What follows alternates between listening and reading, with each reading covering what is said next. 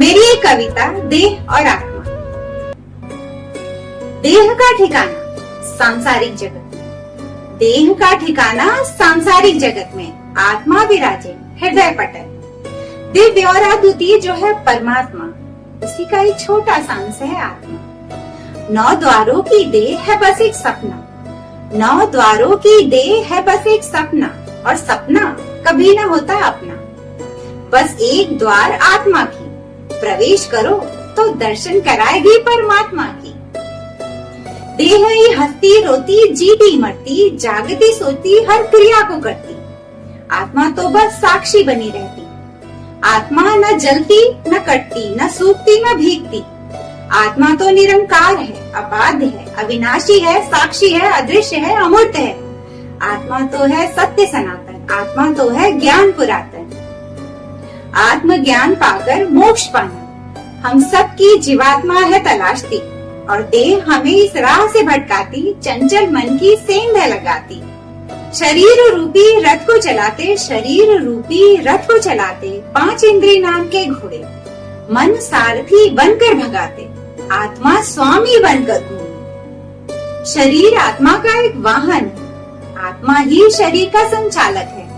आत्मा की उपज है, आत्मा की उपज है आत्मबल, आत्मज्ञानी, आत्मबोध, अंतर मंथन, आत्मज्ञान, आत्मशोध। ये आत्मीय बातें हमारी हमें प्रभु की राह पर चलाते हैं, भ्रमित भटकते इंद्रियों और मन को सही राह पर लाते हैं। आज भूल गए हम ये सारी आत्मीय बातें, जाने तो बस रखना इस देह से रिश्ते नाते।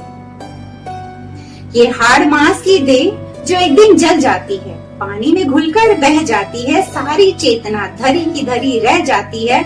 आत्मा बिना तो ये देह भी सड़ जाती है।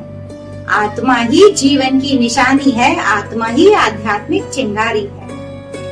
थैंक यू सो मच, आप सब ने अपना कीमती वक्त देकर मेरी इस कविता को सुना, और मुझे उम्मीद है मेरी कविता आप सभी को बहुत अच्छी लगी होगी। और अगर अच्छी लगी हो तो मेरे वीडियो के ठीक नीचे एक रेड कलर का सब्सक्राइब बटन है, उसे दबा दीजिए, ताकि मेरा हर नया वीडियो आप तक आसानी से पहुंच सके, और मैं आप सबके दिलों तक भी आसानी से पहुंच सके। तो आज की मेरी कविता का शीर्षक है देह और आत्मा। देह जो आप सबके पास है, तो आत्मा के बारे में बात शुरू करूं उससे पहले हमें ये समझना होगा कि आत्मा शब्द का अर्थ क्या है। आत्मा शब्द का अर्थ देखिए, आप पता करोगे तो आपको ये पता चलेगा कि आत्मा शब्द का अर्थ है अंधकार रहित, या यूं कह लीजिए प्रकाश का पुंज, प्रकाश का जमा। बहुतों का ये सवाल है कि आत्मा का कोई आकार होता है क्या, लेकिन मैं कहूंगी कि आत्मा का कोई आकार नहीं हो सकता। वो एक जो है ना ज्योति का पुंज, प्रकाश का पुंज ही समझिए आप, उसको आकार के सीमा में मत बांधिए। क्योंकि देखिए परमेश्वर के लिए हमेशा जो शब्द का इस्तेमाल किया जाता है वो ये कि परमेश्वर निराकार है। वो आकार में भी हो सकता है और निराकार भी हो सकते हैं परमेश्वर। तो इसलिए आप जो है आत्मा को किसी आकार प्रकार के दायरे में मत बांधिए। फिलहाल आत्मा को समझने से पहले मैं ये बताऊंगी कि आजकल हम क्या कर रहे हैं। हम जो है कि आजकल जो है कि देखिए महंगे से महंगा परफ्यूम खरीदते हैं अपने शरीर को सुगंधित बनाने के लिए, महंगे से महंगा जो है कपड़ा खरीदते हैं अपने आप को सुंदर दिखाने के लिए, महंगे से महंगी लिपस्टिक खरीदी जाती है, महंगे से महंगा जो है कि सामान खरीदा जाता है इस शरीर के लिए। हम लगे हुए हैं शरीर को जो है कि सेवा करने में, हर वक्त सोचते हैं कि कौन सी क्रीम लगा लें, कौन सा जो है कि फेस पर हम जो है कि फाउंडेशन लगा ले तो गोरे दिखने लगेंगे। अट्रैक्ट करना है लोगों को तो खुद को सुंदर बनाना होगा। हम अपने पूरे दिन का ज्यादा से ज्यादा समय इस शरीर की सेवा में लगे हुए हैं। इंद्रिय और हमारे जो मन है वो हमको भगाए जा रहे हैं, और हम जो है भागे जा रहे हैं। हम एक बार सोच भी नहीं रहे कि हम जिस शरीर को आखिर कितना वक्त तक आप बचा लोगे, कितना समय तक। ठीक है आप व्यायाम कर रहे हो स्वस्थ रहने के लिए, स्वस्थ जीवन जीने के लिए, वो एक अलग बात है, लेकिन कितना भी आप व्यायाम कर लीजिए, मरना तो जो है कि हर रोज योग करने वाले को भी है, ध्यान करने वाले को भी है। तो हम इस शरीर को जो है कि इतना ज्यादा मग्न हो चुके हैं इस शरीर को ही संवारने में, सजाने में। बट कभी आपने सोचा है कि व्हाट अबाउट अवर सोल? हमने कभी अपने सोल के बारे में सोचा कि हम अपने आत्मा के लिए क्या कर रहे हैं? कभी सोचिए आप ये बात। क्योंकि मैंने ये सोचा है कि हर वक्त हम लगे हैं इस शरीर को ही इसका पालन पोषण कर रहे हैं। आत्मा को तो कभी हमने समझा ही नहीं, पूछा ही नहीं, जाना ही नहीं कि कहाँ है आत्मा और उस आत्मा को चाहिए क्या हमसे, हमें करना क्या है आत्मा के लिए। तो आज मैं यही आप सबसे बताऊंगी कि आत्मा तक पहुंचा, अगर आपने आत्मा तक पहुंचने की कोशिश की तो आप अपने परमात्मा के समीप पहुंच जाओगे। ये बहुत ही आसान रास्ता है परमेश्वर तक पहुंचने का कि सबसे पहले अपने शरीर के अंदर जो आत्मा है उस तक पहुंचने की कोशिश करें। अब ये सवाल उठेगा कि आत्मा तक कैसे पहुंचा जाए। तो आत्मा तक पहुंचने का जो मुझे नजर आता है तरीका, वो मैं आप सबको बताऊंगी कि आप जब भी इस शरीर को जो है कि सेवा करने जाओ, उससे पहले आत्मा को वो समर्पित करके पूछ कर फिर आप जो है शरीर की सेवा करें। जैसे मान लीजिए कि आपने बाजार से समोसे और लड्डू लिया है, अब आपको बहुत जल्दी होगी खाने की, क्योंकि ऑब्वियसली शरीर को आपको खुश करना है, अपने पेट को खुश करना है, तो जल्दी से मन होगा आपको कि खाऊं मैं। लेकिन रुक जाइए, पहले उस समोसे और लड्डू को एक कवर उसका पहला उठाइए और भगवान का नाम लीजिए और अंदर ही अंदर भगवान जी से कहिए कि ये समोसे और ये लड्डू प्रभु जी आपको समर्पित, मेरे हाथों से खाने की कृपा करिए। आप सोचिए, इमेजिन करिए कि आपने जो है कि उसका पहला कवर प्रभु को पूछा, उन्हें खिलाया, और जब ये आपके दिमाग में आने लगेगा तब आप कहीं न कहीं अपने सोल से कनेक्ट होने लगोगे।